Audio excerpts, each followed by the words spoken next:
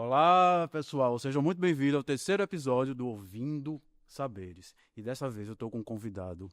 Me deu trabalho, a agenda, tudo, mas vocês vão entender por quê. Mas um convidado para lá de especial, que ele já já vai se apresentar para vocês. Mas antes, eu quero agradecer aos patrocinadores.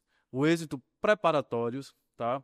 Um curso no qual eu faço parte, em que lá vocês vão encontrar preparatório para o Enem, SSA, ETE, IFPE e concursos públicos. A Jeff Atelier, que localiza-se lá em Prazeres, lá também vocês terão reiki, massagens, várias obras, um espaço excelente. A Marcílio, a Barreto Arte, produtora de dança, teatro e que mais? Maquiagem. E maquiagem. Ao camarote Galo Rei, que vai acontecer, se você ainda não tem camarote, vai acontecer no dia 14 de fevereiro, fica entre a Rua Imperial e a Avenida Recife. Então vai lá, open bar, café da manhã e várias atrações. Perde tempo não e busca lá no Instagram todos esses patrocinadores. E agora, com vocês, eu peço que o meu entrevistado se apresente. Só para não esquecer, eu sou Roberto e a gente está gravando diretamente de Recife, um podcast diferente que vai trazer hoje a pauta entretenimento com essa figura. Por favor. Eu gosto de podcast porque a apresentação faz com que a gente se sinta muito mais especial do que a gente acha que é, entendeu? Muito obrigado, Roberto. Obrigado a todos que estão acompanhando também. Eu estou muito feliz de estar aqui. A gente demorou, não foi? Mas chegou o nosso momento. Chegou o momento, a nossa agenda não se Muitos encontrava. trabalhos, muitos projetos, mas eu sou isso aí que ele falou, eu acho. Sou multiartista, tenho uma produtora, Barreto Arte, sou coreógrafo, bailarino, ator, produtor, arte educador, artista plástico e algumas outras coisinhas também. Certo. Então vamos lá. Marcílio Barreto tem uma trajetória interessante no Instagram. Tá? Eu o conheci através do Instagram, por algumas postagens, e um personagem que é icônico. Tá? Depois a gente vai falar sobre ele. Mas vamos lá, Marcílio. Conta um pouco da tua trajetória, que é um pouco clichê falar sobre isso, mas para que as pessoas em casa, que ainda não lhe conhecem, se situem. Como você começou dentro do processo artístico? Perfeito. Eu venho de uma família simples, né, de uma família humilde, de pais analfabetos, não tive estrutura e me eduquei em colégio público. Famílias pobres, né, tendem a não ter uma visão, né, para o campo artístico, né, de forma profissional. Então, com certeza, qualquer artista que está aí do outro lado me assistindo sabe disso. Você ter essa rede de apoio em casa é muito importante. E infelizmente eu não tive por conta de proteção mesmo, sabe? Meus pais viam que eu era feliz fazendo aquilo, mas eles tinham receio de eu não dar certo como artista e aí apelava para o CLT. Mas desde criança eu sempre me motivei para arte, seja para dança, seja para o teatro, seja para maquiagem, sabe, para o entretenimento. Consumia muito isso e comecei, né, como a maioria dos artistas, na igreja, fazendo arte em igreja, depois escola. E aí o bichinho picou, e aí fui me profissionalizando, fui estudando, me documentei, né, tirei meu DRT. Hoje eu tenho meu DRT como ator, como coreógrafo, bailarino e como maquiador. São 3 classificações de DRT, graças a Deus. E fui crescendo nessa estiga mesmo, né? Buscar o meu sonho artístico.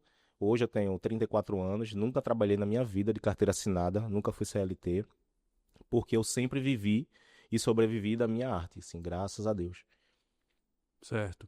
E você é de Jaboatão, né? Isso, Jabotão. Como é que é você trabalhar dentro dessa perspectiva da arte? A gente sabe que trabalhar com arte, independente da linguagem, né, artística, que a gente tem a dança, o teatro, a música, as artes visuais, enfim. Como é que é trabalhar em Jaboatão? Jaboatão, para quem não conhece, é um município, quase região metropolitana, ou região metropolitana daqui de Recife, tá? E como é que as pessoas, como é que o público absorve a tua arte lá? É péssimo. Hoje a gente está com uma gestão política um pouco melhor, mas que está apoiando, né, a classe artística. e toda a classe agradece por isso, mas a gente não teve estímulo em Jaboatão, entidades, sabe, projetos que amparasse, que puxasse, né, esses possíveis artistas. Então é uma cidade muito limitada em relação a isso, muito fechada para isso também. O morador de Jaboatão não tem costume de consumir arte, teatro, essas coisas. E isso limita bastante assim o artista. Eu acredito que não só do Jaboatão, mas assim de muitas outras cidades, né, de regiões metropolitanas. É, E isso tornou mais difícil, né, o processo. Eu tive que obter reconhecimento fora da minha cidade, fazer meu nome fora da cidade, para que hoje eu possa ser respeitado na cidade. Há 2 anos atrás, eu fui homologado pela Prefeitura de Recife, recebendo um diploma, né, uma homenagem diretamente do prefeito, pelas mãos do prefeito, por sinal, me reconhecendo como artista da terra. Assim, isso abriu algumas possibilidades, algumas portas. E o reconhecimento também me fez muito feliz, porque eu amo fazer arte para minha cidade, né? Tanto que o Grito das Águas, que a gente vai falar em breve, o lógico era fazer no Recife, porque é uma cidade mais Uhum. centralizada, né, para atrair mais público. Mas eu quis fazer em Jaboatão, porque a gente fala sobre, né, os rios, as águas de Jaboatão, mas principalmente para atrair o nosso público, né, e aquecer um pouquinho o coração do jaboatonense mesmo com arte e entretenimento.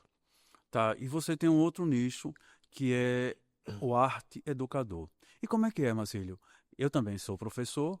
E como é que é como é que é trabalhar a arte na escola? Porque assim, na ideia de muitos alunos, de alguns pais e também de alguns professores, a arte é apenas mandar o menino ir lá, desenhar e é isso aí.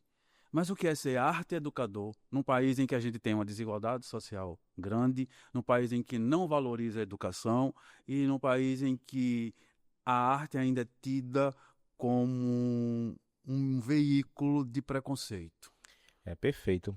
É muito difícil, porque a dança e o teatro, eles estão muito ligados, né, à ignorância de algumas pessoas sobre coisa de vagabundo, sobre coisa de gay, e enfim. E não é, né? E a arte, ela transforma. Eu sou arte educador há 10 anos, faço um trabalho muito importante, e os espetáculos, né, os resultados que esses adolescentes, né, obtêm. Eu tenho alunos assim que eu peguei há 3, 4 anos atrás, extremamente introspectivo, fechado, não tinha uma boa relação com os outros amigos, sabe? Até para apresentar seus trabalhos tinha dificuldade de ir ali na frente e tal. E hoje, com essa inclusão da arte educação, eles destravaram isso. E eu encontro com alguns, né, jovens que saíram já da escola e se formaram, estão em outras profissões, e assim, professor, hoje eu estou super despojado, hoje eu estou pegando geral, hoje eu me dou bem numa entrevista de emprego e tal, eu devo muito isso às suas atividades e tal. Então, existe um preconceito cultural, né, e educacional que vem até do próprio lar, né? Lembra daquilo que eu falei no começo, que Hum. meus pais me protegiam, achando que a arte não ia dar certo e tal. Então, a população, né? As pessoas acham que ser bem-sucedido é ter uma formação acadêmica, se tornar um médico, um doutor e tal. E você pode ser bem-sucedido na arte. Você pode usar a arte para ser bem-sucedido como um doutor, né? E isso tudo está ligado, né, ao desenvolvimento do ser humano, né? A sua oratória, né, a sua boa comunicação, a sua percepção do que está acontecendo ao seu redor, a sua relação, seja com seus futuros funcionários, se um dia você tiver, né, seu negócio, ou até mesmo você ser um funcionário e atender a alguma empresa, alguma coisa. Então é muito difícil, mas é muito prazeroso. Não são profissionais, né, da dança e do teatro, são alunos, adolescentes que já rege todos essas limitações e esses preconceitos, né? Essa resistência em volta. Então, o primeiro processo é a gente quebrar, né, essas percepções deles, conquistá-los, e com isso a gente começar a fazer o nosso trabalho de arte e educação, que é incrível, assim. E durante o processo eles mesmos vão se envolvendo, e eles vão vendo o trabalho ficando pronto, e depois que está pronto, que aí vem figurino, levamos para o teatro, e vem toda, né, aquela plateia composta pelos próprios pais, e a gente vê os pais ali se emocionando, chorando, e os pais vêm me agradecer depois. Caramba, meu filho nem almoçava com a gente, sabe? Pegava o prato da comida e ia pro quarto. Olha Já tive só. muitos depoimentos parecidos com esse. e se isolava muito. Hoje eles, mãe, vamos almoçar juntos, vamos, sabe, conversar. Eles percebem essa, né, quebra de relação dentro do próprio lar. Há alunos atípicos, por exemplo, eu tenho muitos alunos autistas, dislexos, né, e esses eu não escanteio, eu trago para a apresentação. Se eu tenho um aluno autista ali naquela turma, eu não coloco ele no último da fila. Eu coloco ele como o primeiro, eu torno ele o protagonista. Eu adapto toda a apresentação e converso com toda a turma. Ó, essa pessoa tem uma limitação, uma pessoa típica, tal. Vamos abraçar, vamos trazer, vamos tornar isso daqui especial. E aí todo mundo se envolve, fica uma coisa linda. E aí os pais, caramba, nunca imaginei que meu filho chegaria a esse resultado. Então é muito prazeroso, assim. É difícil, mas é prazeroso. Isso lembra muito o primeiro episódio que foi psicologia, arte e saúde mental, né? Porque a gente teve a participação de Genildo, né? Um abraço, Genildo, e muito obrigado. E de Jeff, que também é artista, só que ele é da audiovisual. E a gente falou muito sobre essa questão, que a arte também é curativa, né? Além dela ser inclusiva. E foi muito legal esse tópico de você falar que quando você tem um, um aluno neurodivergente que ele vai ser o protagonista daquele momento. Isso é interessante. E aí a gente vê a arte cumprindo o seu papel, né? Um papel social. E que isso me traz a ideia e a vontade de fazer mais, de observar mais. Aí vamos lá. O que me intriga, o que me deixou curioso em conhecer o artista, o ator Marcílio, né? Que está por trás de um personagem, que eu vou falar dele daqui a pouco, eu sei que muita gente já está curiosa, né? Vamos falar dele daqui a pouco, que é meu amigo também.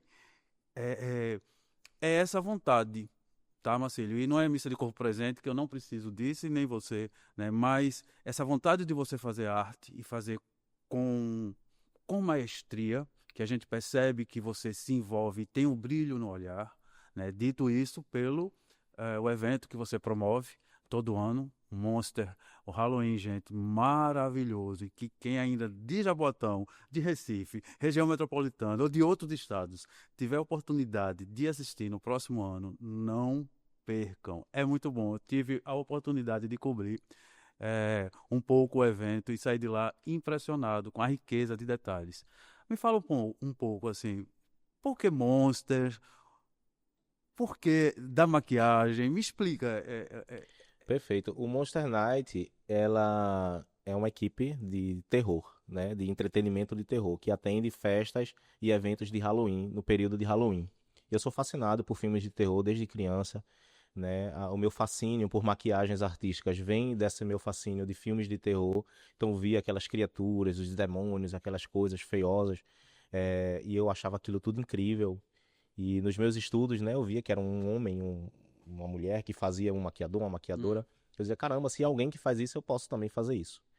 E aí as trelas começou já quando criança com as maquiagens da minha mãe, então eu pegava papel higiênico e usava cola para fazer efeito de pele aberta, e usava o batom vermelho da minha mãe para fazer o sangue e tal. Então essa fonte criativa já começou a partir daí. Eu lembro um episódio que minha mãe chegou do trabalho, eu estava fazendo uma ferida na minha coxa, e quando ela chegou, ela deu de cara assim com a ferida, ela começou a passar mal. Ela começou a passar mal, assim, ela, pelo amor de Deus, a mãe é de mentira, é maquiagem e tal. E com isso eu fui desenvolvendo, né, o método. E aí eu tenho muitos amigos artistas da minha cidade, por eu ser muito fascinado por essa coisa do terror. Existia um parque de diversões aqui na região metropolitana, onde existia um evento de terror, né, um grande espetáculo de terror. Com isso, eu sempre sonhei em trabalhar ali um dia. Consegui, por sinal, fiz o teste, passei. Lá fui maquiador, ator, fiz muitas coisas lá. E aí o sonho do Monster Night, ele começou a surgir nesse período, onde eu disse, caramba, eu posso ter uma equipe e posso colocar o meu olhar, a minha experiência, a minha bagagem, as minhas referências, né, do cinema, né, de terror, fazer a minha onda acontecer. Aí surgiu o Monster Night. Monster Night vem monstros da noite, né, ou Noite dos Monstros, porque Halloween sempre é evento noturno, Sim. né, e eu decidi colocar esse nome, pegou assim geral. E a marca começou a crescer conforme os anos. Assim, a gente fazia em uma única escola, o Monster Night, fizemos por uns 3, 4 anos. E depois a gente começou quando eu entendi que aquilo poderia virar um negócio, eu, né, documentei a empresa, comecei a estudar outras possibilidades, né, investir em arsenal de figurino, de adereços, contratar mais artistas, levar a sério, né, a situação, porque até então era um grupo de jovens que queria se divertir caracterizado de monstros. Hoje a gente trabalha ensaiando 6 meses por ano, sabe, investindo alto, assim, produção de figurino, sabe, de equipamento, de luzes, de estrutura, de efeitos especiais. E com isso a marca foi ganhando nome, foi ganhando respeito no mercado. E hoje a gente atende mais de 22 empresas na nossa temporada, chegando todos os anos empresas novas. E isso é muito especial, assim, para mim. Porque eu dizia para eles lá, eu já tinha esse olhar visionário, eu dizia, caramba, eu tenho certeza que essa coisa do Halloween vai chegar aqui no Brasil. E eu percebo isso pelas marcas, né, nacionais, assim, e até internacional. Então, a Coca-Cola, ela fazia muita comercial com a Fanta, com esse tema, né, essa temática de Halloween. A Sky, que fazia comercial também, usando personagens de terror, entre outras, né, empresas grandes. Eu disse, isso vai pegar, isso vai chegar aqui no Brasil com força. Vendo esse movimento acontecendo, eu percebi isso. Disse, gente, vamos trabalhar agora, porque vai chegar um momento que a gente vai ser a nova referência do terror do Recife. Até então, esse parque, né, fechou. E hoje a gente se torna a maior equipe de entretenimento de terror daqui, né, da região metropolitana do Recife. E eu fico muito feliz assim com nossos resultados. E eu tenho artistas desde esse começo, né, que há 10 anos atrás, talvez eles nem acreditavam quando eu falava que um dia a gente ia chegar a viver e trabalhar disso. E hoje a gente consegue, assim, sabe? E artista, ele vive de cada trabalho. A gente não tem uma carteira assinada, um salário fichado. Se eu trabalho hoje, eu tenho. Se eu não trabalhar, eu não tenho. E é muito especial para mim hoje poder gerar essa oportunidade, sabe, para artistas que às vezes se encontram num momento assim, como a gente fala, na geladeira, sabe, sem trabalhos e tal. E é um período bem escasso, esse período de Halloween para artistas. É, e aí a gente acaba terceirizando ali 15 a 20 artistas, sabe, gerando boas possibilidades financeiras para eles, trabalhando em vários lugares. Tem dias que a gente sai para atender 4 empresas no único dia. Então é uma loucura assim para a gente conseguir fazer essa administração, essa logística de botar 4 pessoas para um evento, 4 pessoas para outro, num extremo completamente diferente, numa zona oposta, sabe? Daqui o outro vai e tal. Mas no fim sempre dá certo e a satisfação do público e dos nossos contratantes sempre é o que nos move. Em algum momento você sentiu receio porque Halloween é uma coisa que não é nossa, né, brasileira. Você sentiu receio da não aceitação do público? Porque eu percebo que o espetáculo, pelo menos o deste ano, o Ciborgue, ele tinha um começo, meio e fim. A gente tinha um entendimento do que estava acontecendo. Era dança, texto e produção, tá, gente? E que, assim, não deve nada a nenhuma produção de fora. E parabéns, Marcelo, porque eu fiquei, assim, Obrigado. impressionado com a proposta. Você, em algum momento, teve receio logo no início do Monster Night? Nunca, nunca. Pelo contrário, como eu falei, assim, eu sempre enxerguei que isso estava chegando com força no Brasil. E por eu ter uma paixão muito grande por esse nicho, eu quis fazer acontecer. Então isso nem se passou assim na minha cabeça. Essa resistência vem mais assim por parte de um grupo de pessoas conservadoras, sabe? Com questões políticas mal resolvidas. Então isso acaba atrelando a questão social, né? E a gente faz arte para quem quer consumir. A gente faz arte para quem quer ser tocado pela magia da arte. É, o trabalho do artista, né, do produtor, é criar um bom entretenimento e com isso a gente estuda muito e trabalha muito para entregar com o maior carinho, com o maior profissionalismo possível para esse público que vai sair de casa para assistir nosso trabalho. É. Então, para mim, a satisfação é essa, assim, o trabalho, o foco, o objetivo é esse, sabe? Agradar e superar a expectativa de quem está esperando aquele projeto do ano, que a gente muda todos os anos, como você sabe, né? O espetáculo Uhum. traz uma temática diferente, mas eu nunca passei não por essa barreira. Inclusive é um Halloween bem participativo com a comunidade de Jaboatão, tá? Inclusivo também. Eu percebi que tinham pessoas lá com neurodivergentes, cadeirantes e todos no clima fantasiado, o que isso é muito legal, eu achei muito massa. Inclusive, a gente faz um concurso de fantasia e Isso. quem ganhou o concurso de fantasia esse ano foi um cadeirante. Uhum. foi um cadeirante. E ele tava incrível, assim. A produção dele tava muito massa, assim. Eu fiquei muito feliz, por sinal. E, inclusive tem aí, viu, gente, no YouTube, os vídeos bem editados. Aproveitem, curtem, compartilhem, comentem e ativem o sininho para receber as notificações. Tem o espetáculo na íntegra lá no Instagram do Monster Night, monsternight.0. É só você conferir lá que tá lá, na íntegra, espetáculo completo. E já pegando o gancho dos monstros, tá? Que ele não é um monstro, é um amor, para muita gente. É o meu amigo, Já, personagem que me trouxe Marcílio até aqui. Eu já estou aqui, porque só de lembrar da figura dele é maravilhoso. Vamos lá. Esse Roberto é cheio de onda, viu, minha gente? Ó, não vai não desse cara não, que esse cara é perigoso, tá? Presta atenção aí, viu, galera? Você que tá do outro lado. Me fala de Já.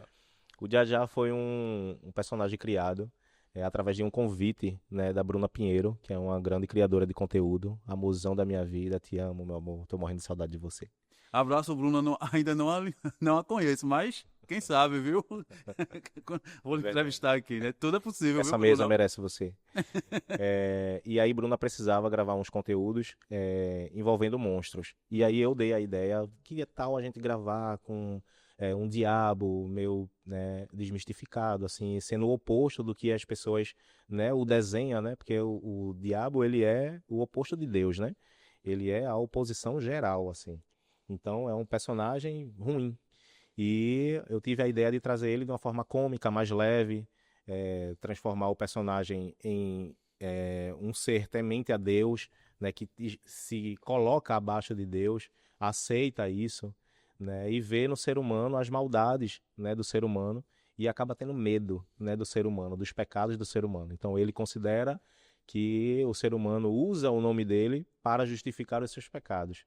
Então ele tem medo do escuro, ele tem medo de encruzilhada, sabe? Ele tem medo de gato preto, ele tem medo de ficar sozinho em casa. Ele não assiste filme de terror, ele só vive de putufas, entendeu? Ele é um fofo, gente. O Já é um maravilhoso. E como é que a gente faz para encontrar Já? O Já você encontra no meu perfil do Instagram, Barreto Arte, Barreto ART, _, ou Marcílio Barreto. No TikTok e no Kawaii também, a gente tá ativo lá, crescendo bastante. Tem várias sketches lá, vem algumas parcerias agora e alguns projetos novos também. A gente tá fazendo agora o Fala Povo, né, que é o inferninho do Já. Ah, Inferninho de Já, gente, é imperdível. Não perco. As resenhas de Já e Já analisando currículos são as melhores, não perco. São os clássicos, né? É o Por clássico, favor. assim, a análise dos currículos para ver quem merece ir pro inferno. E ele fica muito impressionado, assim, né, com as barbaridades, com as barbáries dos seres humanos. E é muito divertido, assim, gravar. E o que eu acho engraçado é que Já ele demitifica e desmistifica o mito de que o diabo ele é ruim. É porque isso é uma imposição até do cristianismo, né? Então, assim, o diabo é ruim. Mas na caracterização e no roteiro de Já, ele desmistifica e demitifica isso. Ou seja, acaba com o mito de que eu vou fazer maldades por você. Ele é divertidíssimo. Então, eu acho que vocês deveriam procurá-lo lá no Instagram, porque vão dar altas risadas. E parabéns, Marcelo, por esse personagem. E assim, a gente pensa em levá-lo para outro. Levá-lo. Mais surpresas aí. Vem umas surpresas boas com ele. E me fala um pouco da tua produtora. A Barreto Arte, ela surgiu através de um conflito, né, de alto complexo de identidade, assim, comigo mesmo. Porque durante a minha trajetória artística, né, desde a da minha infância, eu sou autodidata, né, eu desenvolvi muitos talentos, graças a Deus, eu sou um abençoado, assim, por Deus. Então, nesse campo artístico, eu tenho muitos recortes de muitos talentos, assim, eu faço figurinos, eu sou estilista, eu sou coreógrafo, sou bailarino, né, sou maquiador profissional, tenho trabalhos importantes com maquiagem, conquistas, né, cheguei a ser premiado como o melhor maquiador artístico do Brasil pela GB Cosmect em 2019, ganhei o concurso pernambucano, né, no primeiro congresso de maquiadores profissionais, eu fiquei em primeiro lugar, a Batalha de Pincéis em João Pessoa, também fiquei em primeiro lugar. No próprio Mirabilândia, né, na Hora do Terror, o evento do parque. É muita coisa, viu, minha gente? Pelo amor de Deus, até eu me esqueço. Eu já tô ficando tonto para assimilar tudo isso. E lá no parque eu fui consagrado 3 anos consecutivos como melhor maquiador também. Então a maquiagem, ela me trouxe um nome. E durante todo esse processo, as pessoas me conheceram através da minha maquiagem nas redes sociais, mas antes disso eu já era bailarino. Então eu sou bailarino formado em balé clássico, contemporâneo, jazz, dança de salão e dança popular. Fui professor de dança, né? Ainda continuo sendo. Por isso a arte e a educação também. E eu sempre fui ator também. E quando eu me formei nisso, né? Eu disse, poxa, eu preciso ser alguém nisso, né? Porque as pessoas diziam assim, qual a tua profissão? E aí eu sou ator, sou maquiador, sou bailarina. Tá, mas tu ganha dinheiro com o quê? Então as pessoas, assim, ainda não respeitavam aquilo. E isso me incomodava um pouco. Eu dizia, caramba, o que é que eu preciso para que essas pessoas me vejam como ator e só? Essa é a minha profissão. Foi isso que eu escolhi viver fazendo. Eu sou bailarino, eu sou coreógrafo, eu sou maquiador, eu faço isso com excelência, eu estudo para fazer isso, né? Eu sou crítico comigo mesmo, né? Eu me analiso a cada trabalho, eu vejo onde eu errei, porque eu sempre erro e sempre busco melhorar, eu nunca me acho pronto, eu nunca me sinto excelente. Então, isso trouxe muitas estigas. E aí eu fui em busca do meu DRT, né, que é a carteira profissional de ator, de bailarino, de músico, a carteira profissional de artista. E me fundamentei, né, nessas 3 categorias, bailarino, barra coreógrafo, ator e maquiador profissional. E eu ouvi de um diretor teatral meu, aos meus 17 anos, eu fazia um certo espetáculo que era a tradição da cidade. E nesse espetáculo eu fazia muitas coisas. Eu compunha o cenário, eu ficava responsável pelos figurinos, pelas maquiagens. A parte artística, a plástica, o visagismo era todo em cima de mim. A confiança era em cima de mim, com 17 anos. Então eu ficava responsável por muitas características, né? Com muitas camadas. E esse diretor disse assim, caramba, tu é muito bom em tudo isso daí, tu consegue fazer com muita excelência, assim, tu realmente tem um autodidata para isso. Mas tu precisa ter cuidado com isso, porque tu precisa focar em alguma dessas coisas para tu entender o que é que tu vai fazer da tua vida. Senão tu pode se perder nesse caminho e você não desenvolver nenhum desses talentos. Isso me bugou, cara. Isso me bugou. Até hoje isso mexe na minha cabeça. Com isso, eu comecei a fundamentar mais a minha carreira como maquiador, porque naquela época, ali eu já tinha feito seus 18, 19 anos, e aí eu disse, não, vou ser maquiador porque eu acho que é o que está mais próximo de me dar estabilidade mesmo financeira, e assim, com muita modéstia, gente, eu sou muito bom na maquiagem artística. Eu faço muitas coisas legais, porque eu estudei muito para isso, maquiagem cinematográfica, de cinema, de caracterização, continuo estudando sempre, evoluindo sempre, então era uma grande paixão. Mas a minha primeira paixão era a dança, dessas 7 artes. Era a dança.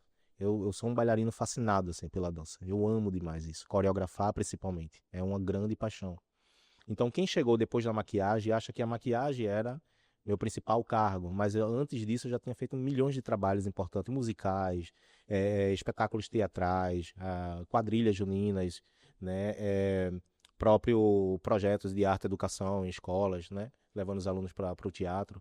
E nessa composição toda, nessa loucura toda, né, de autoidentidade artística, quando eu estouro como maquiagem, ganho esses prêmios que eu falei anteriormente, eu me estabilizei muito bem, ganhei muito dinheiro com maquiagem, e isso fez com que eu começasse a entrar numa depressão artística muito profunda, sem entender o que estava acontecendo. Tocar nesse assunto. Verdade. O que é essa depressão artística? Cara, a depressão artística, ela é a ausência de alguma arte que lhe move. No seu corpo, no seu coração, na sua mente, na sua alma. Então, quando eu me torno maquiador e começo a focar só nisso, considerando aquilo que aquele diretor me disse, olha, tu tem que escolher uma dessas carreiras aí, porque se tu fosse ator, maquiador, coreógrafo, não sei o que, tu vai se bananar e tu não vai ser nada disso. Eu acreditei naquilo, tá ligado? E aí comecei a escolher uma dessas carreiras. Não, você é só ator, você é só maquiador. E aí eu estudei muito maquiagem, me preparei para ser professor, né? Sou o principal professor de maquiagem artística de Pernambuco, né? Trabalhei muito tempo em grandes entidades importantes, sendo professor e tal. E tive muito êxito, né? Me estabilizei e tal. Mas aí começou uma depressão artística, sabe?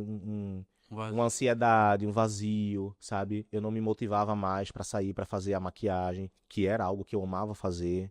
Então, quando eu era contratado para fazer um musical, eu saía de casa para fazer a maquiagem de um cara que vai subir no palco. Eu queria ser aquele cara ali. E eu sabia fazer aquilo dali. Afinal, eu era ator, eu era bailarino, eu era coreógrafo, eu sabia estar no palco e desenvolver aquela arte. Então isso me bugou muito, assim. Isso começou a me trazer uma ansiedade, né? E um trauma com a própria maquiagem. Eu não entendia de onde vinha isso. Então eu ficava com a inveja artística daqueles que eu era destinado a maquiar. E eu não queria estar maquiando, eu queria estar sendo maquiado para subir no palco, mesmo sabendo maquiar. Por muitas vezes, por sinal, eu mesmo me maquiava quando eu era ator e precisava fazer maquiagens artísticas, eu mesmo me caracterizava e tal para subir no palco. E aquilo começou a trazer um dilema muito grande. Eu comecei a perceber isso e entender que era a ausência dessas outras artes que estava faltando, a dança, o teatro, estar no palco, que é o lugar, a minha igreja, assim, é o meu lugar preferido, sabe? É ano novo, vamos romper o ano na família, tomando uma legal, comemorando, confraternizando ou fazendo um espetáculo, fazendo um espetáculo. Eu não me incomodo absolutamente em nenhuma data, em nenhum horário, em nenhum momento de ser solicitado para estar no palco. Pode ser meu aniversário, aniversário de alguém importante da minha família, pode ser uma data comemorativa, um feriado, um fim de ano, eu não me importo. Eu estando no palco é o lugar que eu mais gosto de estar. E aí eu entendi, comecei a entender isso. Arquivei um pouco a maquiagem da minha vida. E isso foi uma loucura, assim, tá, gente? Porque, tipo, eu tava super estabilizado, ganhando dinheiro com maquiagem, sabe? Ganhando nome, prestígio, trabalhos importantíssimos, filmes, curtas-metragens, clipes, projetos em TV, sabe? Muitas coisas assim. Até uma escola de samba muito importante chegar a me contratar no ano da pandemia, antes de acontecer a pandemia, por sinal. Mas daqui de Recife ou do Rio de Não, Janeiro? não, do Rio de Janeiro. Top. Do Rio de Janeiro. E aí é um valor assim exorbitante que ia mudar a minha vida assim da água pro vinho, sabe? Eu ia assinar a comissão de frente dessa escola de samba, uma escola de samba do grupo A, importante, sabe? Não vou falar aqui por questões contratuais, Do grupo especial, né? do grupo especial. E foi uma loucura assim, minha família ficou muito feliz e tal, com a maquiagem ainda, as maquiagens artísticas. Era pinturas corporais no artístico, que essa comissão de frente viria neste ano. E aí veio a pandemia. Com a pandemia, no contrato, a cláusula, né, de rescisão, ela não amparava ambas as partes se fosse por uma questão natural, que foi a pandemia. Uhum, Né? sei. Então não foi um problema da equipe deles, não foi uma troca de ideias, nada disso. Foi um problema natural que inclusive abalou as escolas de samba. Todas elas tiveram que arquivar os seus projetos daquele ano e tiveram que se moldar para o próximo ano e fazer uma adaptação em forma live. E veio aí a era das lives, e aí veio a era dos artistas na E gaveta. eu lembro que neste ano, 2020, aliás, 2021 não houve carnaval. Uhum. Foi ter carnaval, desfile em 2022 e não foi no período mesmo do carnaval, foi bem depois. Exato. E aquilo me frustrou um pouco. E eu entendi aquilo como um sinal, cara. Eu entendi aquilo como um sinal. E aí eu tive que me recriar, me reinventar. E eu disse, eu vou olhar para as minhas outras artes. Eu preciso voltar pro palco. Eu preciso fazer o que eu sei fazer de melhor. Porém, eu sempre tive muita aptidão, talento, assim, dom para escrever, sabe, para dirigir. Eu tenho muita percepção, assim, de iluminação, de cenário, sabe? Nos meus projetos, nos meus espetáculos, eu estou em todas as camadas. Eu quero estar em todas as camadas e eu sou muito exigente. Eu sou muito chato com isso, minha gente. Me ajudem com isso. E aí, eu preciso que tudo esteja perfeitamente intacto e Organizado. do jeito que tem que estar. Então eu preciso estar em todas as camadas para ter esse detalhe. Então eu tô no cara da luz, eu tô no cara do som, eu tô no cara do cenário, eu tô no cara do figurino, eu tô na maquiagem. Tá com bailarino. Exato. E aí me deu um estalo na minha cabeça, porque eu ainda até aqui estava nessa confusão de quem sou eu artisticamente, Eu sou bailarino, eu sou coreógrafo, eu sou maquiador, eu sou o quê? E aí eu entendi que eu sou produtor. E aí eu entendo que eu sou um diretor. E aí eu entendo que todas essas camadas, elas compõem um projeto, um espetáculo, entende? Um conteúdo artístico.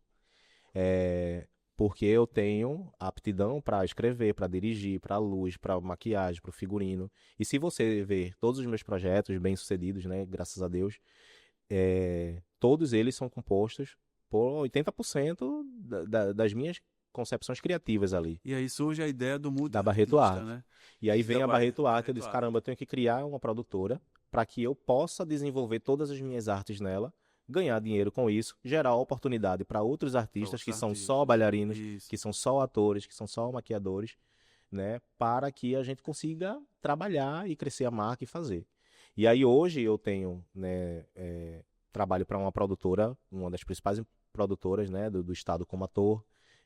Tem o Dom Medieval, que é um restaurante temático, onde minha equipe, minha produtora trabalha lá todos os dias, inclusive eu atuo também lá. Inclusive, gente, o espetáculo maravilhoso, viu? É casa cheia e a gente fica na expectativa, porque é muito bom. Confiram.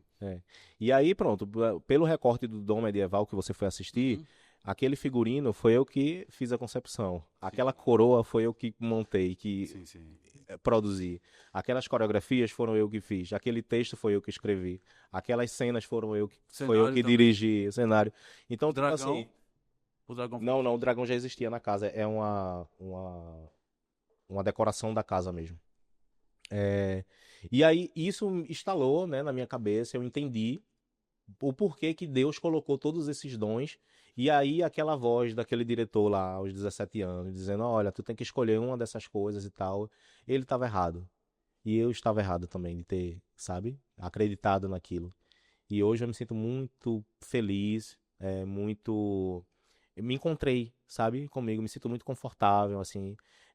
Eu nunca tive tanta certeza de quem eu sou, do que eu preciso, sabe, qual o meu objetivo com a minha marca, com a minha empresa, que tem muitos segredos aí pela frente, muitos, muitos, muitos mesmo. E hoje eu consigo usar tudo isso de uma forma que não me atrapalha, que não me negligencia, que não me boicota, pelo contrário, que me impulsiona, sabe? Porque é muito massa você estar em todas as camadas de um projeto seu. Sim, sim. É muito legal. É muito Se cansativo. envolver, né? É muito cansativo. Muito cansativo. Porque, veja, hoje eu estou ensaiando a coreografia. Amanhã eu estou ensaiando a atuação. Depois de amanhã eu estou no costureiro. Enquanto o bailarino está descansando. No segundo dia, o ator que está. No terceiro dia, é o costureiro que está. No quarto dia, é o maquiador. Mas eu estou em todos esses processos, acompanhando, comprando os materiais, levando para o costureiro, explicando, sabe, montando, indo para casa e virando à noite, porque você sabe que tem outros trabalhos. Quem é seu seguidor no Instagram, no caso eu sou, a gente observa essa vibe dele, assim, de estar 3 horas da manhã, 4 horas da manhã, já indo pra costureira no Morro da Conceição, E que é um lugar que tem aqui a é uma costureira. zona bem distante da minha. Que é distante de onde ele mora. Então, já 3 horas, 5 horas já estou pronto para fazer um personagem que você faz, eu acho Exato. que é do trânsito, alguma coisa Isso, assim. é a turma do Fonfon. A turma do Fonfon. Pelo Então, Detran, assim, Pernambuco, ele não para. E daqui a pouco tem dia, daí Isso. tem a maquiagem que demora. E daqui a pouco ele grava com outra pessoa e segue. É uma vida bem tumultuada. E como é que é essa coisa assim, do respirar, Marcílio? Porque tem que ter. Né? A gente não pode viver 24 horas, trabalho... Roberto e suas lacunas. Né? E como é que é o A respirar? gente combinou que você não deveria me comprometer aqui, cara. Como é que é o respirar? Porque a gente precisa. É muito complicado, vamos lá. Não, nada complicado. Não é nada A complicado. gente precisa respirar e eu sinto, sim, essa necessidade. Eu me emociono de falar disso, porque quando você tem um sonho, quando você é a catedral desse sonho e você é o eixo desse sonho, tudo só desenvolve através de você. Eu venho estudando muito também sobre ser empresário. Eu acabei me tornando um empresário. E eu vejo muito em todos esses estudos que o bom empresário, ele faz a sua empresa acontecer sem ele precisar estar nela. E eu estou vivendo esse processo agora. Eu estou começando a transitar por esse processo agora, de começar a preparar pessoas para me ocupar quando eu preciso estar ausente. E isso é muito difícil. Muito difícil. E eu aprendi que você nunca vai achar alguém mais excelente do que você mesmo. Porque é a sua visão, é o seu sonho, é o seu interesse. É verdade, eu sou empresário também do êxito preparatório e, assim, existe vida naquilo ali, existe. Os outros professores que me auxiliam, os alunos, algum funcionário ou outro, minha irmã que também trabalha comigo, mas se eu não estiver por dentro, envolvido, eu Desanda. não consigo. E a gente tem que saber encontrar o meio termo, né? É, Então, para mim, hoje, descansar é bem difícil. Assim, muito difícil. Assim, eu fico, às vezes, 6 meses sem folgar um dia da minha vida. Todos os dias trabalhando, de domingo a domingo. Se eu não estou no Dom Medieval, eu estou na Proativa. Se eu não estou na Proativa, eu estou Barreto Arte. na Barreto Arte. Se eu não estou na Barreto Arte, eu estou ensaiando Monster Night. Se eu não estou no Monster Night, eu estou gravando Jajá, sabe? Então, eu preciso folgar de um trabalho para fazer outro. Eu preciso folgar de 2 trabalhos para gravar o Jajá. Já, já. E assim, manter os investimentos, manter, né, a disciplina e tarará. E fazer a coisa nunca parar, porque senão a gente não acontece. Então, eu preciso fazer uma força-tarefa muito grande de sincronizar todos esses projetos, né? Dar um tempo lá na Proativa, ver quais, né, é o período que eu não vou estar sendo solicitado para trabalhar lá como ator, colocar um substituto para fazer o rei no meu lugar lá no Dom Medieval, né?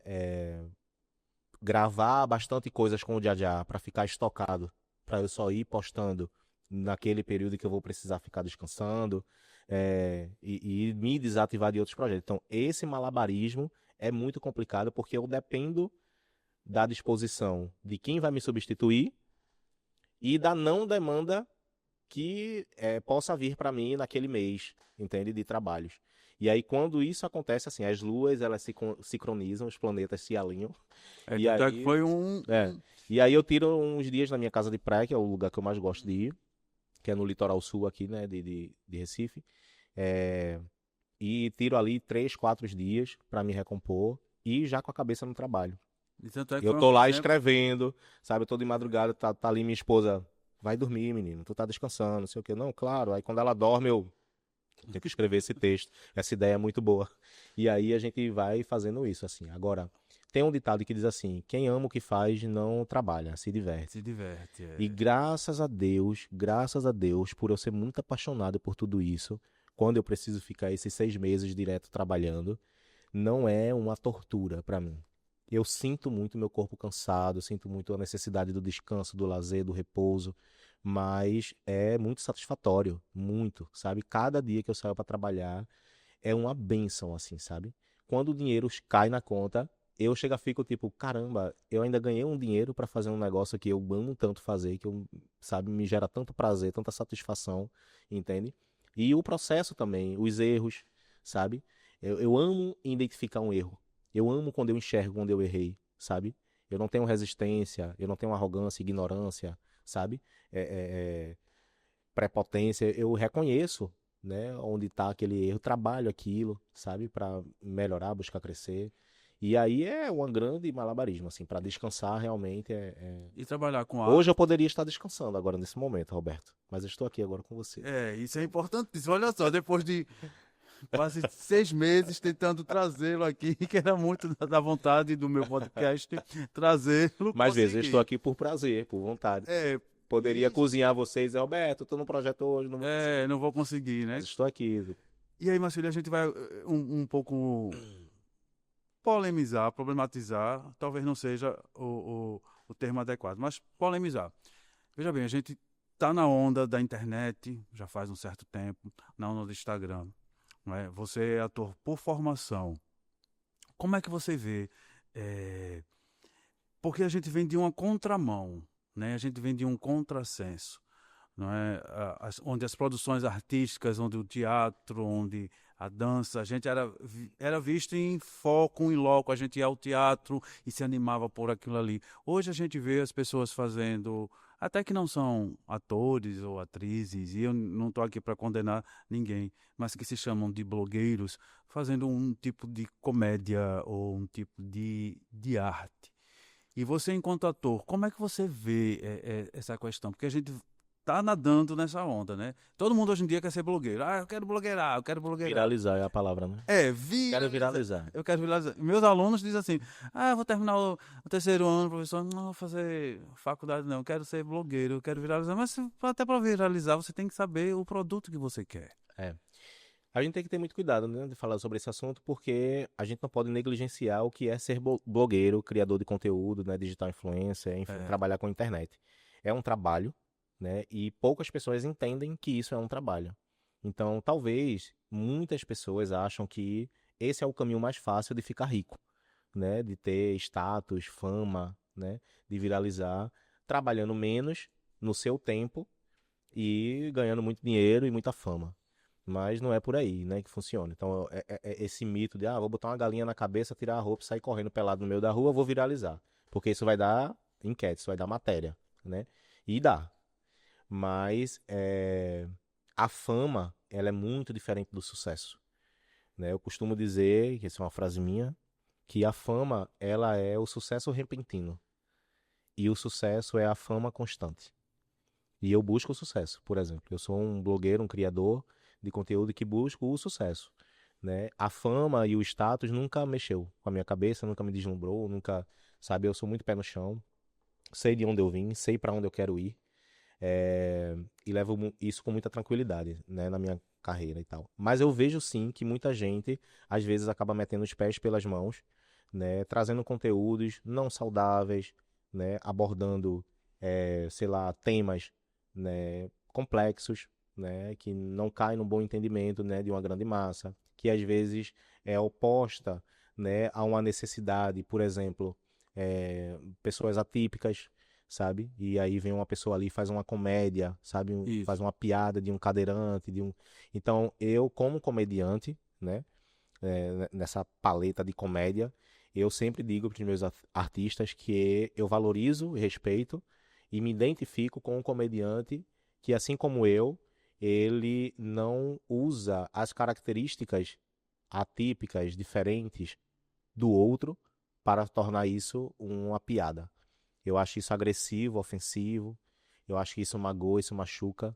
A piada, ela tem que ser engraçada numa plateia, por exemplo, para todos que pagaram aquilo dali.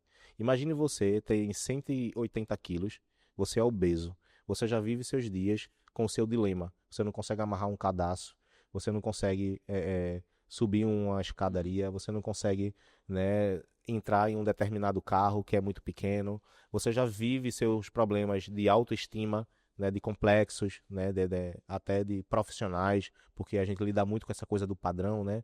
Se o cara tem um rostinho bonitinho, um corpinho padrão, ele vai se tornar um funcionário na frente de quem tem aí obesidade, etc. A gente sabe que isso é uma realidade, realidade na sociedade, nas empresas.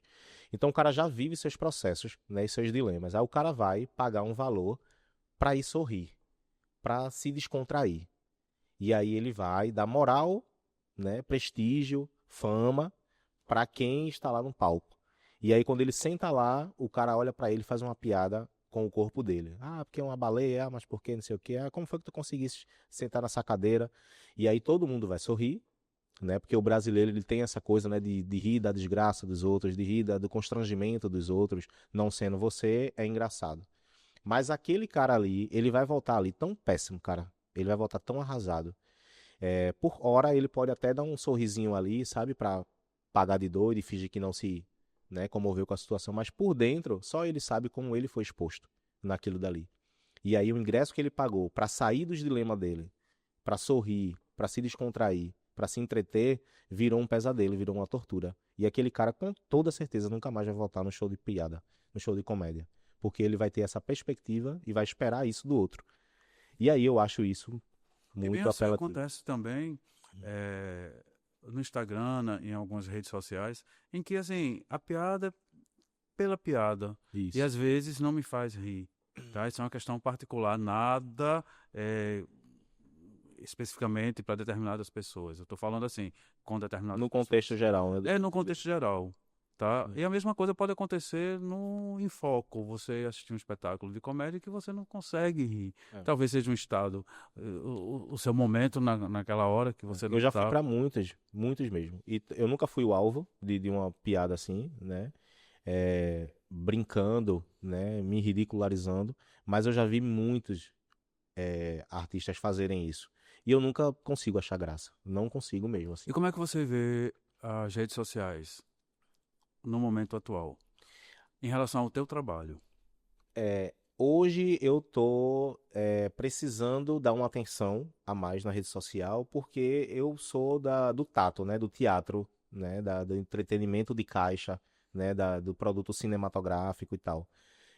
E eu levava os resultados disso para as redes sociais para mostrar meu trabalho e servir até como portfólio, né? Que quase 100% das pessoas usam a rede social para isso, para ser o seu portfólio, né? Seu currículo artístico. Então ali tinha minhas maquiagens, minhas coreografias, meus projetos e tal.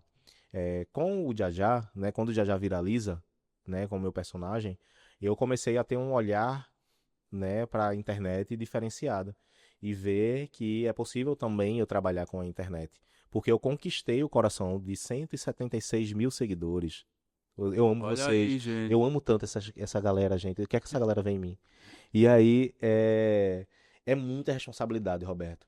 É muita responsabilidade. Olha, você acorda e você, dá 10 horas da manhã, se você não postar um stories, tem ali 40 pessoas no seu direct. O que é que tá acontecendo? Você tá onde? Tá trabalhando?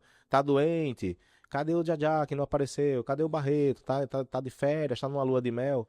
É impressionante como, de fato, quando você vira a chave, as pessoas estão ali lhe procurando, elas estão lhe esperando você aparecer para ver o que é que você tá fazendo, como vai ser o seu bom dia. Isso você atribui ao quê? O produto que você faz para uma rede social ou acha que é algo momentâneo? Eu acho que é tudo. Eu Porque acho já que já é não deixa de ser um produto, né? isso, com certeza. De rede Eu acho social. que é a concepção de um todo. As pessoas gostam do conteúdo do Jajá, mas elas querem saber o que quem está por trás do Jajá está fazendo.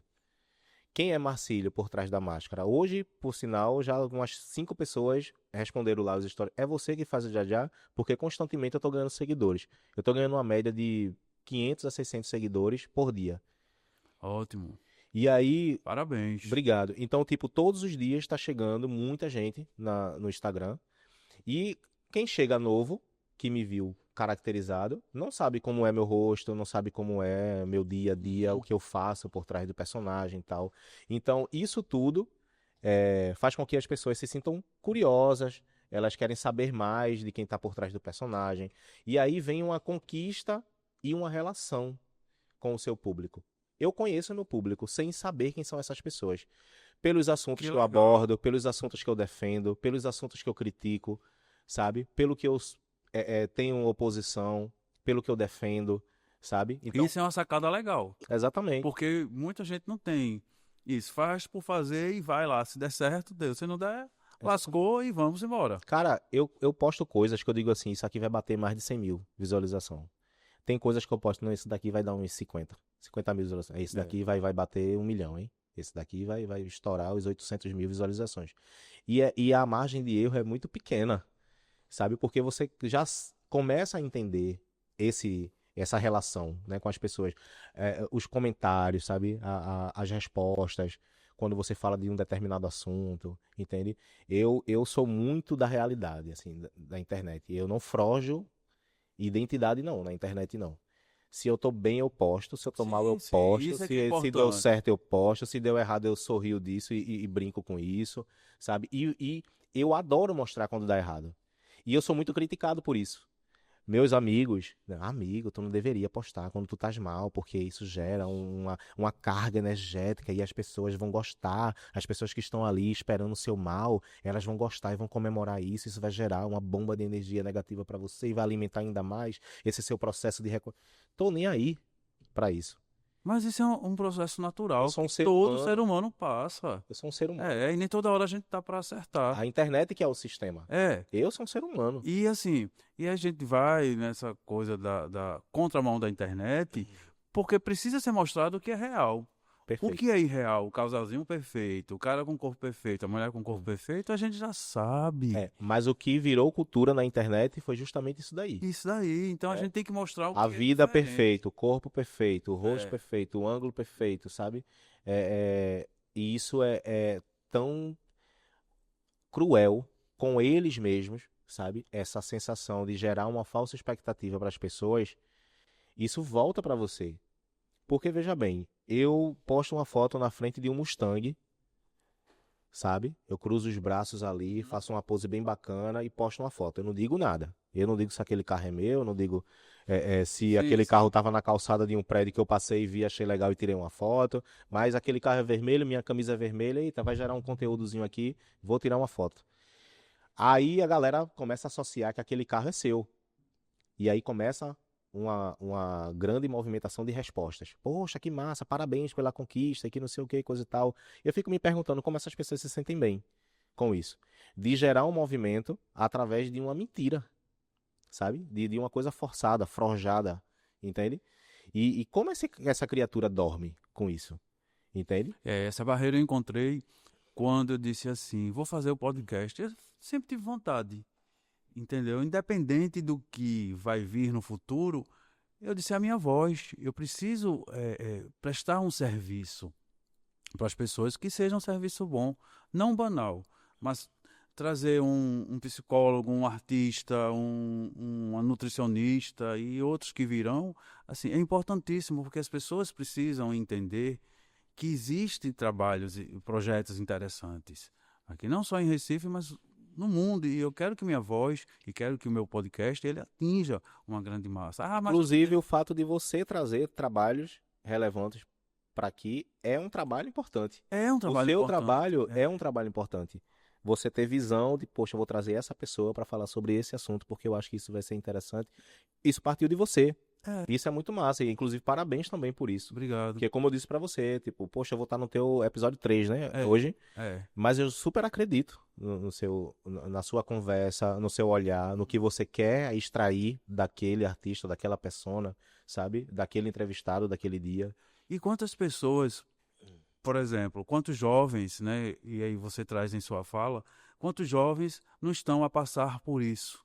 Né? Perfeito. Quer ser artista, mas eu tenho uma família preconceituosa, eu quero ser bailarino, mas é coisa de menina, né? Perfeito. Que a gente ainda encontra essas barreiras. Eu quero pintar, mas não vai dar certo porque você não vai ganhar dinheiro. Isso. Dá certo quando você se propõe a fazer, até porque a gente tem um propósito, né? Qual é o sentido de estar aqui, nesse plano? É um propósito, você com a sua arte, eu com a vontade de estar aqui, eu enquanto professor, Renan como editor, dono do estúdio, Jonathan como meu editor também, e assim vai, cada um tem um propósito de vida, né? Então, a proposta de você fazer a arte, ou a proposta de você ser professor, a proposta de você fazer, seja lá o que for, tem que fazer sentido. Porque senão a gente vai passar o quê? Despercebido por aí. Perfeito. Isso bate muito com o que a gente acabou de conversar, né? Sobre essa coisa banal da internet, né? Que as pessoas às vezes nem sabem qual é o sentido daquilo, e o sentido é só viralizar e estourar, sabe? E ter ali engajamento e tal. E entender, por exemplo, por trás do Jajá existe um ator, né? Existe um ser humano, Marcelo, que às vezes está com suas aflições, está com seu problema, às vezes está doente e que não está a fim de fazer, mas tem um público que está esperando. E esse precisa público fazer. é fiel e está cada vez mais crescendo. Isso é massa, sabe? Que você tá falando. Porque quando você tem uma boa relação com o seu público e que você começa a entender, veja que eu falei agora há pouco, eu entendo meu público, eu conheço meu público mesmo sem saber quem são. Quando você tá nesse dia aí, né, mal, pra baixo, passando por um Que problema acontece. amoroso, financeiro, profissional, algum dilema, doente, você consegue ter energia, o seu combustível são essas pessoas que estão esperando. Aí deixa de ser uma escravidão. Ai, que saco, eu tenho que postar porque essas pessoas estão esperando. Por um sacrifício positivo, sabe? Tipo, caramba, essas pessoas estão esperando, velho. E aí elas merecem ter o que elas estão esperando. Porque são elas que estão me dando fama, status, né? Possibilidades, vitrine, né? Como eu sempre digo, eu brinco muito com eles, nós chamamos eles de Lulu, né, Lulus?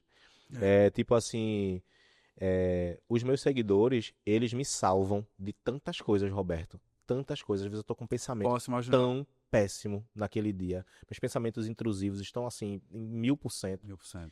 E vem ali uma senhorinha, sabe, evangélica, e diz assim: Olha, eu sou crente do pra, mas eu amo o seu conteúdo do Jajá. Eu acho esse personagem tão humano. Eu acho tão pertinente a forma que você traz, dessa maneira tão saudável, que eu não me sinto pecando. E assim, veja, uma evangélica assistindo o diabo. Porque eu sei que não é o diabo. É o seu coração, é você quem está por trás daquilo. É uma fantasia, tarará. É muito massa ver suas histórias, as coisas que você fala. Nossa, é maravilhoso. Tipo, então aquilo dali faz. Aí você responde àquela pessoa. Aí eu vejo que aquela pessoa ali já falou, respondeu, sei lá, centenas de stories. Eu, caramba, eu nunca respondi essa pessoa. Porque é impossível, gente, responder. Você chegar a marca de 176 Então eu fui mil um dos sortudos, seguidores. viu? Eu fui um dos sortudos. É foda, inclusive, amores da minha vida, por favor, perdoe sempre a gente que é artista, porque é uma loucura. Então, tipo, quando você responde, aí aquela pessoa, aí você, muito obrigado e tal, aquela pessoa, caramba, você me respondeu. Cara, veja o entusiasmo dessa pessoa. Você se sente assim, a própria Ivete Sangalo, né? Você se sente a Ludmilla, a Anitta, de um lado direito e a Anitta. Então você, caramba, eu sou especial pra essa pessoa. Essa pessoa me espera, essa pessoa vê em mim alguma coisa que a salva todos os dias, né? Que a entreta todos os dias. Isso é muito especial. Então quando você tá muito mal, isso acaba sendo uma salvação, tipo, não, eu vou gravar pra eles. E aí você se ocupa gravando e você esquece um pouco do dilema que você Do estava dilema. passando. E às vezes eu observo também, Marcílio, as pessoas nas redes sociais tão cheias de si que o conteúdo, quando eles vão gravar, torna-se piegas, torna-se forçado. E quando você coloca a vida, como você mesmo disse, e como a sua seguidora, que é evangélica, falou, o personagem ele toma uma proporção, ele cresce e visivelmente, tá? E textualmente. Falo isso porque eu observo o roteiro que tem começo, meio e fim. Não é aleatório. É aleatório, não vai interessar, pelo menos a mim. É Algumas outras verdade. pessoas, tudo bem. Mas quando você traz isso com essa amarração e traz esse personagem, fazendo essa diferença, aí, cara, não É, tem faz muito sentido não mesmo tem, isso. não tem como não gostar, tá? E a gente está chegando já ao final da nossa entrevista, que está maravilhosa, e eu sempre tenho o costume de fazer o seguinte: vou jogar a bola para você, o tete a tete, Roberto Marcílio. Vamos lá. Quem é Marcílio? Marcílio é um grande sonhador. Sonhos, Sempre poder viver da minha arte. um medo. Nunca mais conseguir viver da minha arte. Ah, uma produção que está escondida, que a gente nem falou, mas vai falar dela agora. É Monster Night 2026. Vem muitas surpresas aí. Vem. Tá. E o Grito das Águas. Grito das Águas é um filho especial, assim. Um filho, eu não consigo resumir ele em uma frase. É uma visão, né, da degradação, né, dos nossos rios, de Jaboatão, dos Guararapes, que é a cidade que eu nasci, que moro até hoje, e a necessidade de transformar, através da arte, um protesto, de dizer assim, caramba, isso aqui um dia foi águas saudáveis, um ecossistema riquíssimo, lindo, que gerava diversão gratuita para as famílias, fonte de renda, né? E hoje, através da chegada de algumas empresas, né, indústrias, né, há anos atrás, degradou, né, acabou com isso, com a nossa riqueza. E a gente transformou isso, né, em poesia, né, em protesto, em mensagem, em reflexão, levando isso para o teatro, através de um espetáculo de dança que foi aprovado na Lei Paulo Gustavo, em primeiro lugar, por sinal, na categoria dança, a gente foi aprovado disparado, assim. Eu acredito que pela nobreza mesmo do espetáculo.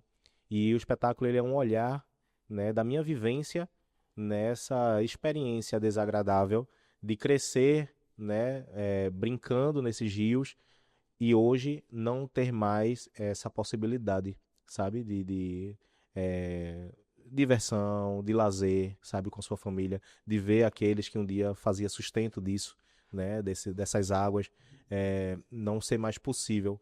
Então, o espetáculo ele tem um começo, um meio e uma reticência, porque não tem como ter fim, né? Eu acho que isso nunca vai ter fim. Eu acho que a poluição ela sempre será uma causa emergente e sempre será necessário falar. Então o espetáculo começa com o meu olhar vendo e relembrando aquela época que todo mundo brincava nas águas, fazia daquilo fonte de renda e, enfim, começa a chegada, né, dos primeiros detritos, né, as primeiras causas de poluições e as primeiras degradações e o desmatamento mesmo do ecossistema, até chegar no resultado que se encontra hoje, que é um rio extremamente sujo, poluído, insalubre, né, gerando até problemas de enchentes, né, e doenças mesmo, né, através de pragas, de bichos e etc. Principalmente nas comunidades que moram em torno, né, desses leitos, desses rios. Então, o Grito das Águas ele é muito mais do que um espetáculo. Ele foi uma peça, né, um registro, né, através da dança, para marcar mesmo a população de Jaboatão. E a gente conseguiu lotar aquele teatro, né, na nossa estreia. A gente não esperava isso. E todo mundo saiu dali extremamente comovido, assim, sabe? Até hoje eu encontro pessoas que eu não conhecia, né, que foram assistir, compraram o ingresso, foram assistir, e hoje me encontram assim, olha, eu fui pro seu espetáculo, o Grito das Águas. Depois daquele espetáculo, eu nunca mais joguei um copinho no chão. Eu nunca mais eu me emociono. Pra caramba. Porque isso é muito real, cara. Ah, que legal, cara. Isso é muito real. Tipo assim, pessoas que nem têm, sabe, essa educação, essa cultura, assim, sabe, de ter esse cuidado, esse apreço, sabe, de jogar um saquinho no chão, de jogar um lixo. A gente vê lugares lá em Jaboatão que as pessoas jogam guarda-roupa, geladeiras, coisas grandes, assim, sabe, é um absurdo. E hoje você encontrar com essas pessoas na rua, eu assisti seu espetáculo, sabia? E hoje eu não faço mais isso. Assim, isso é muito massa. Foi pra isso, assim, que eu fiz aquilo. E é um sonho, assim, eu tenho um sonho, né, em conhecer esse espetáculo, porque o que eu vi de imagens já me impressionou. E assim, gente, o espetáculo tá aí, né, tá guardado, Gente, o ar-condicionado tá sujo, por isso que eu tô chorando. tá Tô brincando, Renan, tá tudo limpinho, tá tudo tranquilo, gente. Então, ó, tá tudo limpo, tá vendo? tá guardado, tá esperando aí a iniciativa privada, pública, revitalizar, porque vale muito a pena.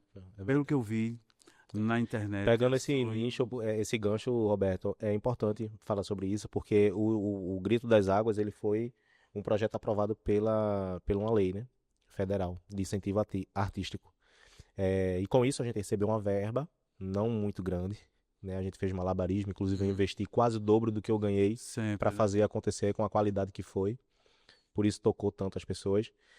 E todas aquelas pessoas que foram assistir perguntam quando vai ter de novo. Quando vai ter de novo, Grita das Águas? Isso é incrível, eu quero levar minha família, eu quero levar meus amigos, eu quero levar... Que é um espetáculo caro, né? É, muito caro. E aí a gente não tem como, infelizmente, fazer, porque de forma independente a gente não tem recurso para isso. Pagar cachê de elenco, estrutura de luz, pauta de teatro, sabe? É tudo muito caro.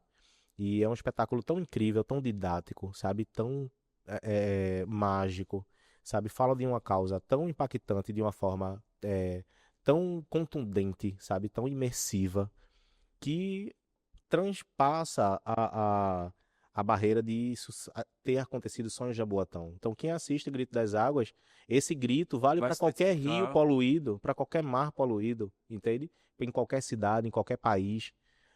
Inclusive, uma das nossas ambições era transformar isso em algo mais nacional ou, Isso. né, panorâmico, para que a gente não se prendesse só a Jaboatão e levasse essa mensagem, né, através desse espetáculo para outros lugares, outros estados e etc. Então fica aqui um pedido, talvez, né, de patrocinadores, de colaboradores, de parceiros, né, instituições educacionais, prefeituras, sabe?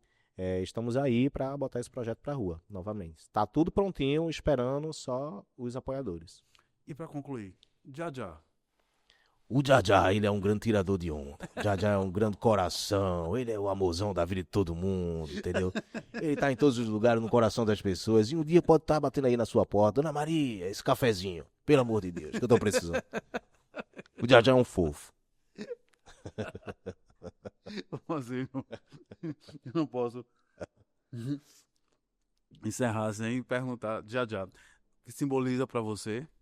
O que o Jajá simboliza para mim. Sim. O Jajá simboliza uma nova fase, o Jajá simboliza novos desafios, uma nova interconexão com o meu público. Ele veio trazer novos acreditares assim para mim mesmo, sabe? Eu tô muito feliz com essa chegada de tantos seguidores através desse personagem, e através do personagem essas pessoas conhecem Marcílio, né? E aí elas se prendem e ficam lá. E aí a gente começa essa relação através, né, de quem Marcílio é. E isso é maravilhoso, assim. Então eu tô muito feliz, veio numa hora boa, veio numa hora massa, que eu estava precisando disso. Eu estava precisando dessa vitrine. Eu queria muito que as pessoas conhecessem todas as coisas que eu faço.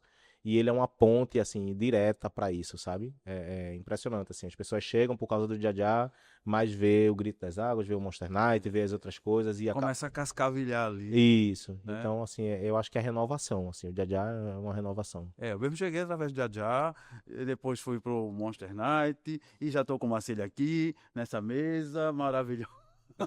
Maravilhosa, nesse podcast que eu tanto almejei.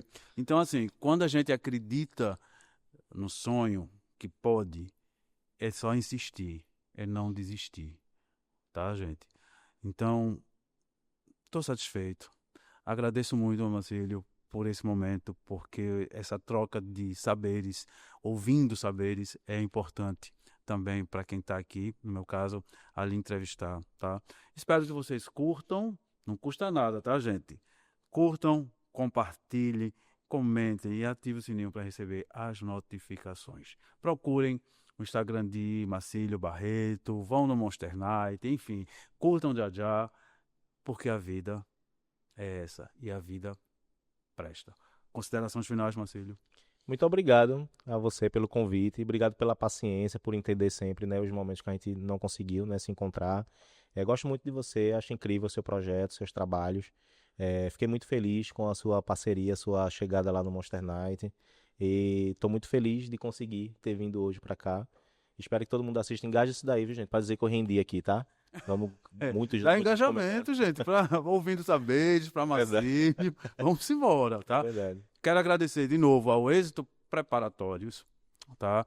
Lá você vai encontrar preparatório para aulas, ETE, IFPE, Enem e concursos afins, tá? 2 unidades, Candeias e Prazeres. Vai estar aí na descrição do vídeo.